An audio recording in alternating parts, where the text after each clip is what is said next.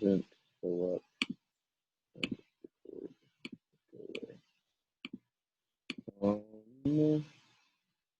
Okay, so let's kind of catch up to where we were. Oh yeah, I should probably do that one as well. Cool. All right, so let's see. So we had our last good emperor. We talked about him a lot the past few years. Commodus was his son. He was really bad. He killed a lot of animals because he was an idiot. Let's see. And that is the end of this dynasty, this Nerva Antonine dynasty. They sometimes try not to even claim Commodus. Why did it freeze? It's weird. Okay. Yeah, when we talk about the last 5 good emperors, that's everyone from it's not too bad. From Nerva, that's 1, Trajan 2, Hadrian 3, and then Antoninus Pius is okay, 4, Marcus Aurelius is really good, 5, and then that's it. Even though this guy's part of the same dynasty, he's not included as one of the last 5 good emperors because he was bad. Because he was a jerk. There was a big fire in Rome. He killed a lot of animals. He was really showy. He always walked around like he was Hercules. Not good. We would like to believe maybe he's not actually Marcus Aurelius' child. And then we have the year of 5 emperors. So, like, what is it? Only a century away from the year of 4 emperors. About a century, I think. And Pertinax is the guy who probably had Commodus killed.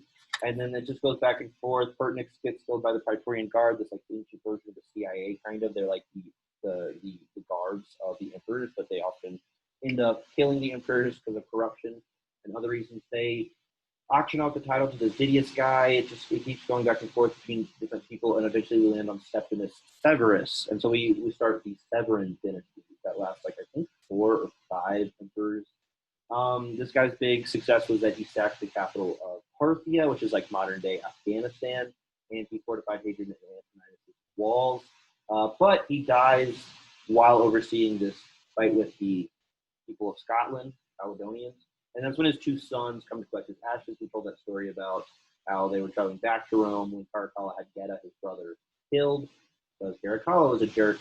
All the biological children of emperors are like definitely jerks. I wonder why it's automatically freezing. That's weird. I'm pretty sure whatever signal this remote sends out, sometimes the projector sends it out, but like not that often, but like sometimes. Okay. Caracalla gets killed because of manipulation that this Macrinus guy pulls off. And this is a pattern over and over again, these violent exchanges of emperors where there's no like a smooth transition between these guys, or it just becomes more and more rare. The last time it happened was with the Antonine Nerva dynasty that was really just talking. So this guy, Macrinus, he goes from being a member of the Praetorian Guard to being emperor, but he eventually is killed by this guy Elagabalus, who claims to be the cousin of Caracalla. Elagabalus was banished early on in Macrinus's reign because Macrinus knew. My PowerPoint just crashed. All of the viewpoints just disappeared, or keynotes rather, just disappeared. We'll pull it back up. Yeah, I guess when Macrinus first becomes emperor, he like immediately has Elagabalus exiled to Syria, I believe. It'll say it on the slide. And so he like grows up in Syria. He's part of this older Roman family, but I guess like this event leads to him becoming this priest of a cult of a Phoenician sun god. I'm assuming the fact he was in and around Libya has to do with that, but it's kind of fuzzy to me, the details there. All right, and so Elagabalus, he comes back to Rome, and he's able to claim more legitimacy than Macrinus, who was just like a random guy of like the second highest class in Rome, the equestrian class, not even the senatorial class. So Elagabalus has like more of a right to the throne. He comes back to Rome. Eventually, Macrinus is killed in a conflict between the two of them, and then Elagabalus becomes what I think is the youngest emperor at this point. I'm pretty sure he's one of the very young ones.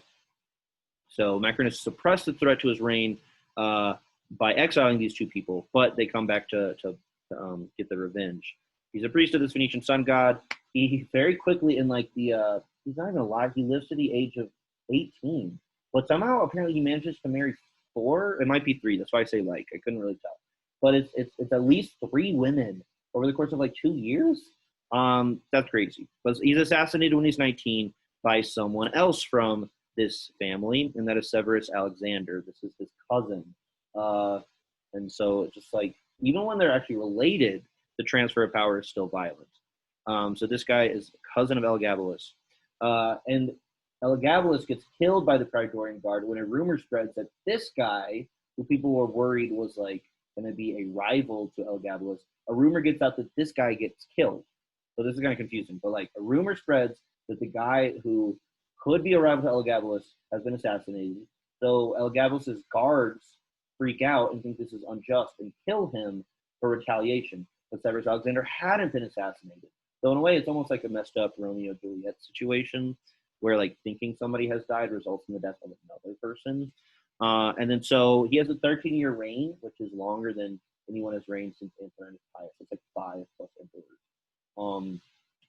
So people have trouble staying on the throne for more than a decade. He attempts diplomatic relationships with Germania. Germania is going to become increasingly more of a problem, kind of starting with Marcus Aurelius and just like continuing on. And his armies apparently are so mad that he tries to do diplomacy with Germania that they kill him over it. I mean, I'm just describing this. I'm like, it sounds like cartoonish. It sounds like a joke. Cicero would be rolling in his grave at this point, obviously. But yeah, so he is killed by like Roman soldiers, and this Roman general that the same soldiers who kill him, that they really like this general, and then they kind of like insist on him becoming the emperor. And this is like I got to look more into this because why would like a couple legions of soldiers insisting on someone being emperor? Why would that get through to the Senate? And the Senate would be like, oh well, if they want it, that's what we got to do. But that's what happened. They insist on this guy being the new emperor. And so even though the Senate hates him because he's from like the common class of people, he does become emperor briefly. Before that, he was literally just a general of the 4th Legion of Italica. That's the name of his legion. We're talking about legions this week in the reading. But yeah, so Alexander's assassinated and he takes his place just because soldiers like him more than him. I don't know why that works, but apparently that's the point that Rome is at politically, that can happen. So he's elected and forced on the begrudgingly approving Senate, and he is the first peasant emperor because he comes from like very humble origins. This doesn't last though, because we have the year of 6 emperors coming up. So we have the year of 4 emperors, then the year of 5 emperors, then the year of 6. Couldn't make this up. Some aristocrats in Africa murder a tax collector and then approach the regional governor Gordian and they say, "Hey, you should be emperor. We don't like this Syrax guy, who apparently was like just like this really huge guy who was like very formidable physically, and he was like a soldier, less of an emperor, more of a soldier." But these aristocrats say, "Hey, Gordian, you're a good governor. You should be emperor now." And then they go to the Senate with this, and the Senate's like, "Yeah, he sounds more legitimate than this crazy peasant soldier Maximus Thrax." So Gordian becomes emperor, but he's so old, he's like in his 80s or something. Yeah. So they also make his son co-emperor at the same time. At this point, honestly, the Senate sounds like they're making mistakes. Yeah. And then, so this is, I mean, these are the first, well, I guess, they count Thrax as well. So we have the first 3 emperors of the year of 6. But then Maximus Thrax is like marching against Rome with his army. Remember, if you were like at any point a general or had the loyalty of soldiers, they would just like ally with you over Rome. So like they would, if you wanted to go against Rome, they would just march with you, and that's what's happening with Maximus Thrax. And then so what happens here? Thrax is pronounced an enemy of the state as he's marching against Rome. So the Senate, they elect 2 other emperors because they think Gordian and Gordian 2 are like causing too much instability. So this guy, Pupienus and Balbinus, they elect. Pupienus goes to fight Maximus Thrax, while Balbinus stays back in Rome. There's a lot of chaos in Rome during this time. There's like riots, there's like a big fire, and the Senate tries again. They're like, okay, nothing's working. Like, who knows if this Pupienus guy is going to be successful. So they elect Gordian the Third as emperor. So yeah, this really, I think this is the Senate's fault. Now that I'm thinking about it. Thrax gets killed in his tent with his son after a loss. Like he's not able to invade a city he's trying to invade, and then his soldiers start to pound him. And they just kill him. So this guy who was sent out to go fight him, he comes back to Rome.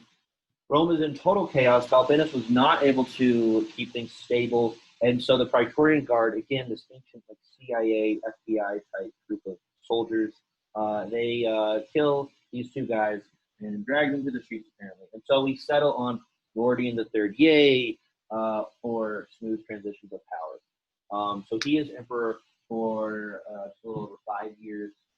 And he's only 13 when he's proclaimed emperor, so they let like some aristocratic families actually do the ruling because he's just like he's y'all's age when he becomes emperor.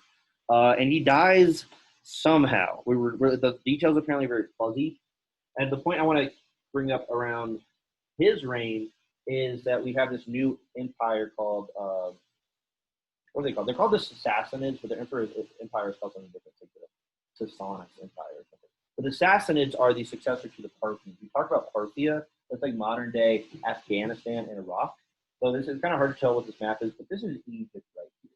So this is not the Sassanids during the time of Gordian the Third, but this is like I think in like the 5th or 6th century what their empire will look like.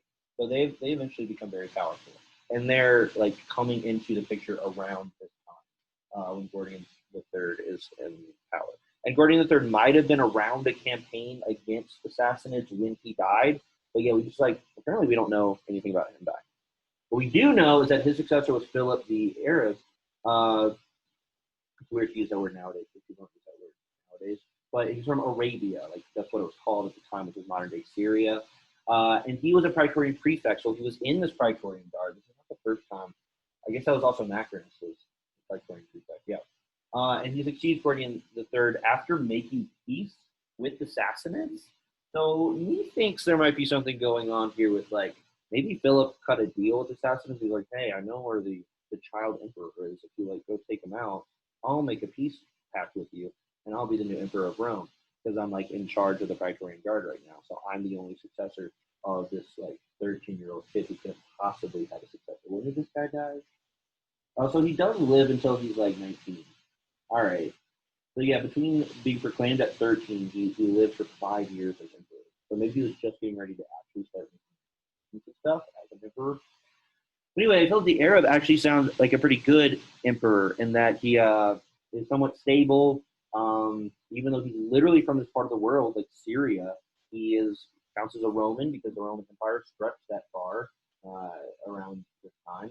Also, I was interested so Rome celebrated this big celebration of their millennium as a nation, basically, meaning that they like were aware enough of time and like timekeeping that if they did start around 750 BCE, which is when they claim to have started, historians can't really vouch for that. But that means like in the 2nd century CE, that's when they would have hit their 1,000th year.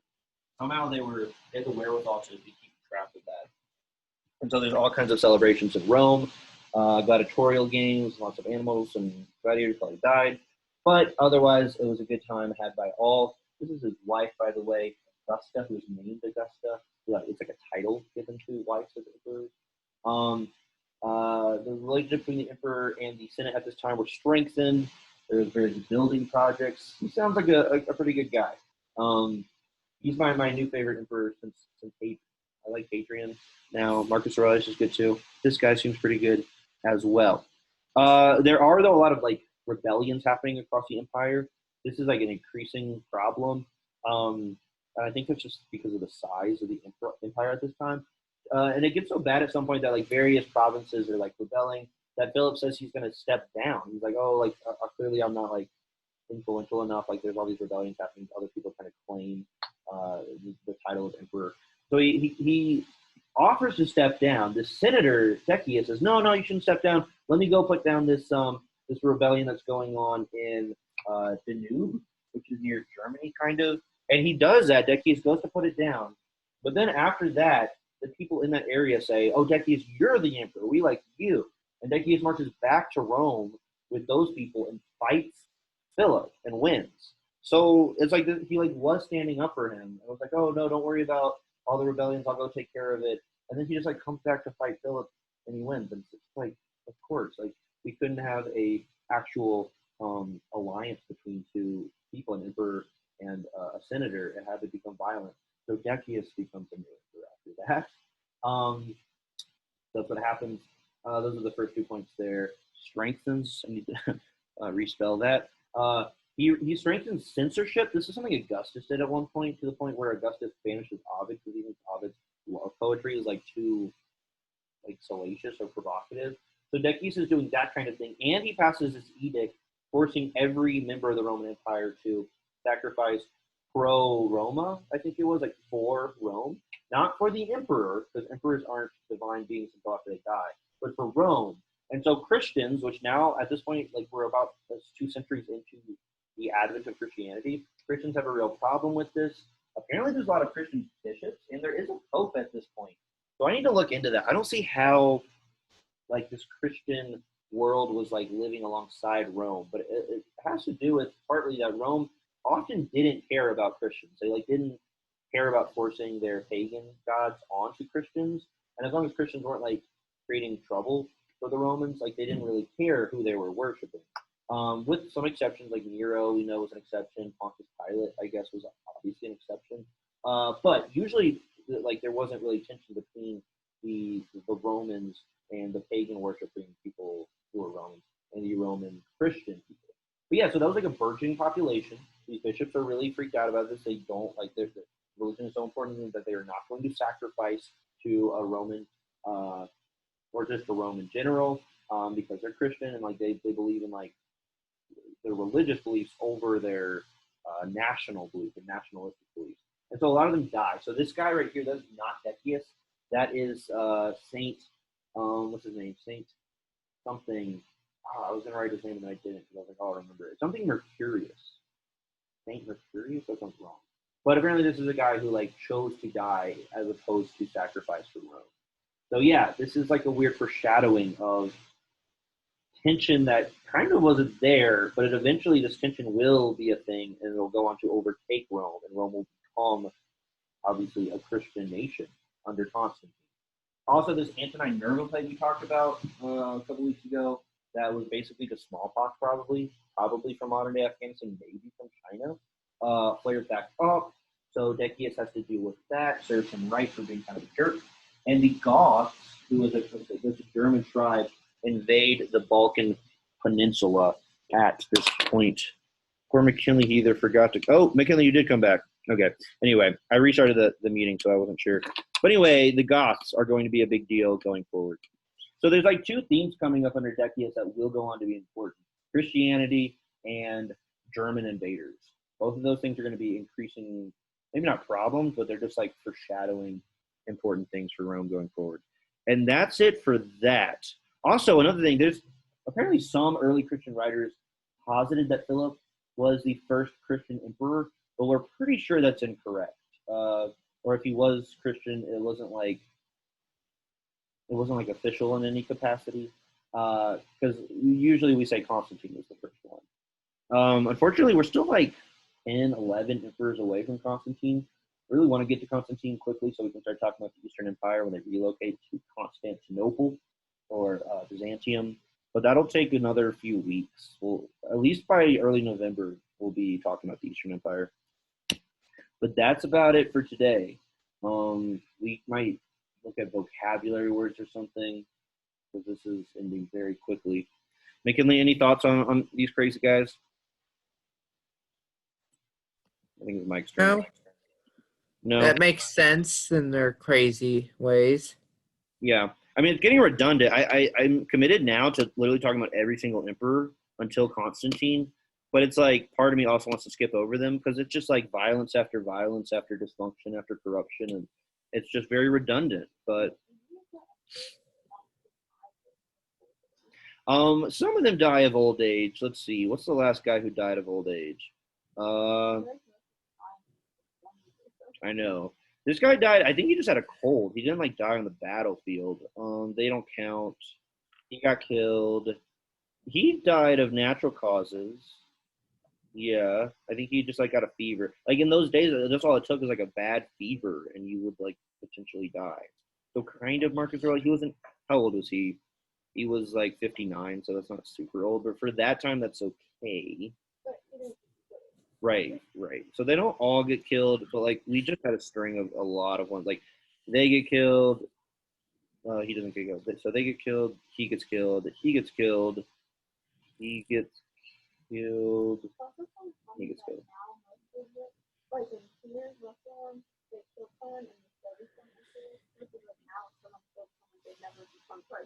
Right, that's true. That's not how it works.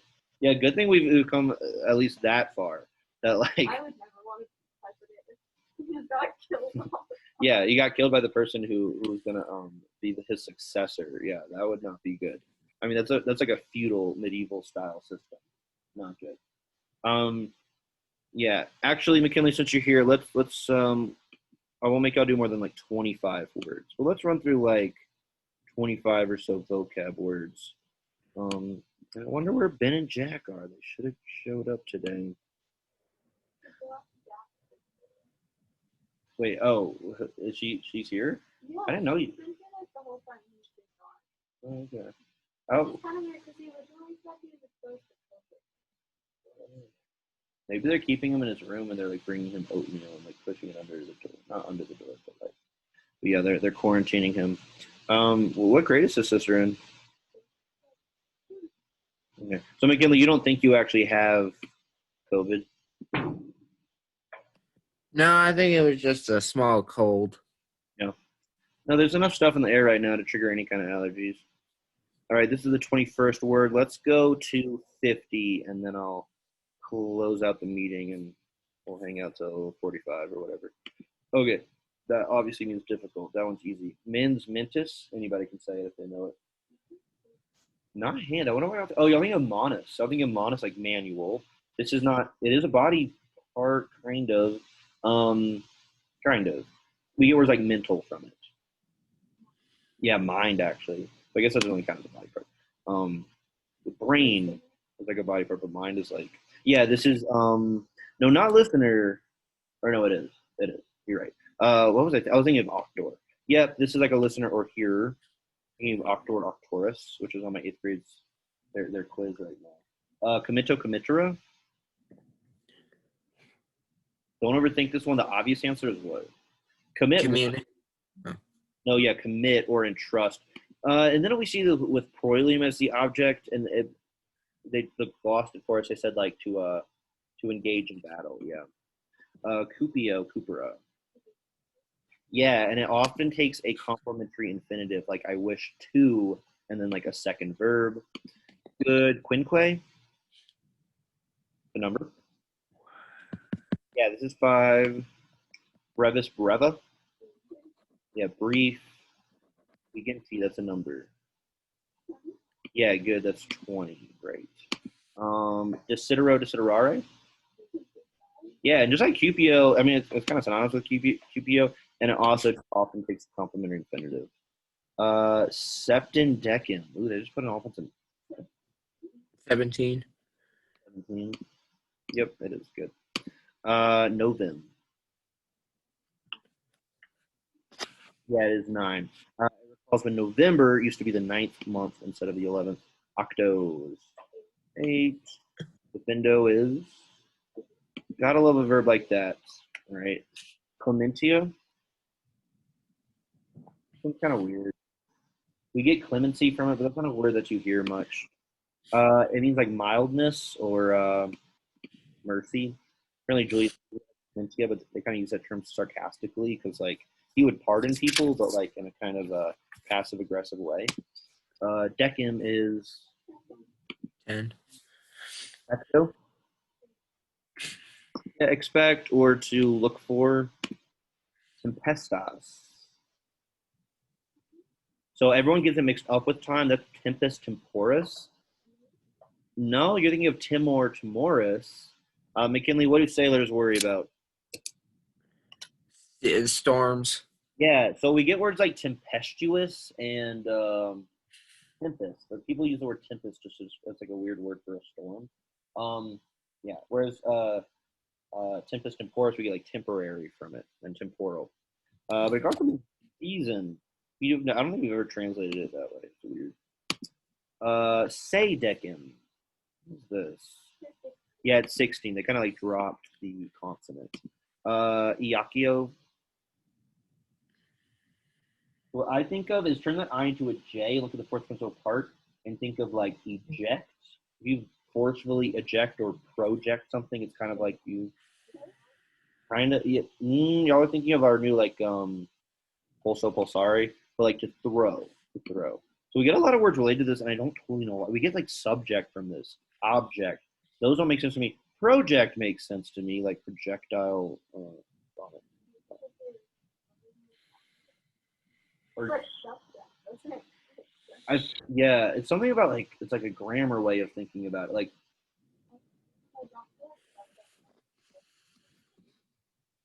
well, yeah. Well, just if the I is a J, that's the only way we get the eject from it. That you find an eject and project. Yeah, I don't know. Object, I don't know. Like, because ob means against, so I don't know why that would become that word.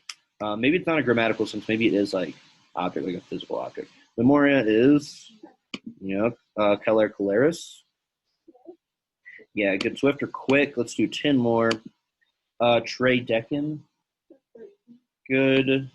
Fluafura. To the flow. Yeah, what did you say, Ellie? Oh, river. Yeah, so that'd be flumen. Duo de Vigenti. This is a little tricky. Not 22. Go the other way from 20. Yeah, so 18 actually. Duodecim is 12. So I think it's just this one and 19. Because I think 19 is un de Vigenti. So the day, think of like from, almost like subtraction, like 2 from 20. Um, 11 through 19 are just like adding a number to decim. And for some reason, 18, 19, they're like taking away from 20. Almost like a Roman numeral. What? Oh, yeah. Duodecim is 12. Facilis. The opposite of difficilus. Difficilus. Yeah, we probably pronounce that difficilus. That's a better way. Easy. Lego Legora to.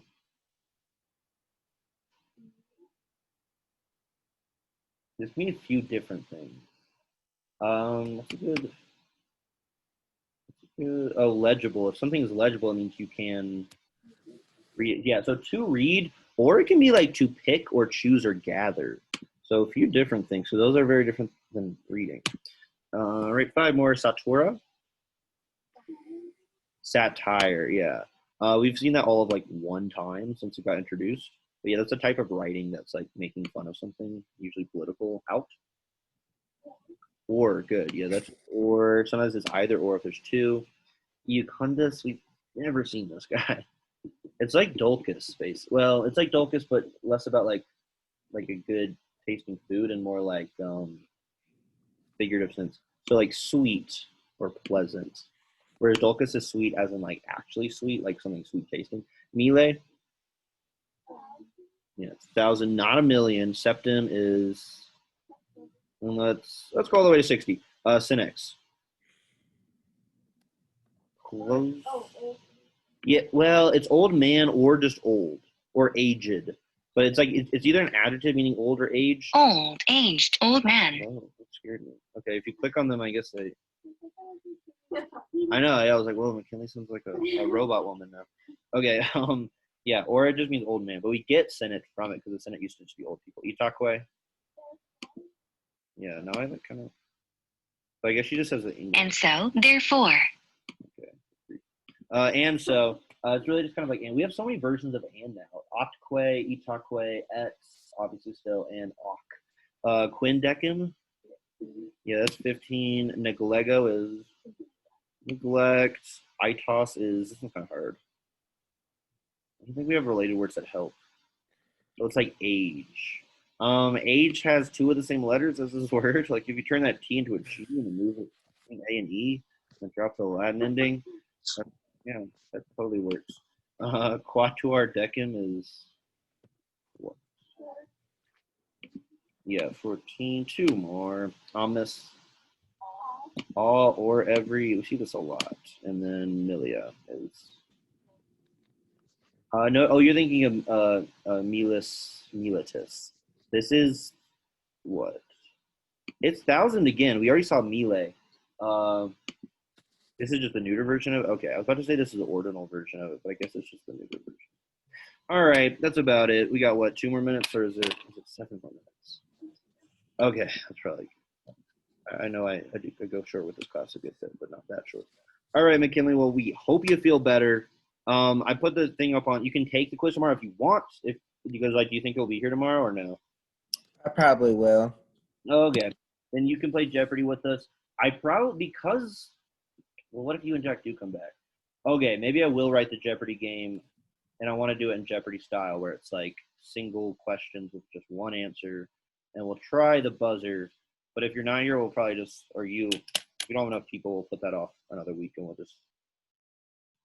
Either way, I don't know. We'll play it with or without buzzers tomorrow. It'll be adaptable. Can I take the quiz tomorrow, or would you rather me take it today? No, you can take it tomorrow. I mean, you can take it on Monday, right? Because you missed 2 days. So you have the right to take it on Monday. It's up to you. You can take it today online. You can take it tomorrow in here or Monday in here. So, yep. All right. But we'll see you tomorrow, maybe. Hopefully on Zoom, if not in real life. But, yep. Feel better, man. And we'll see you later.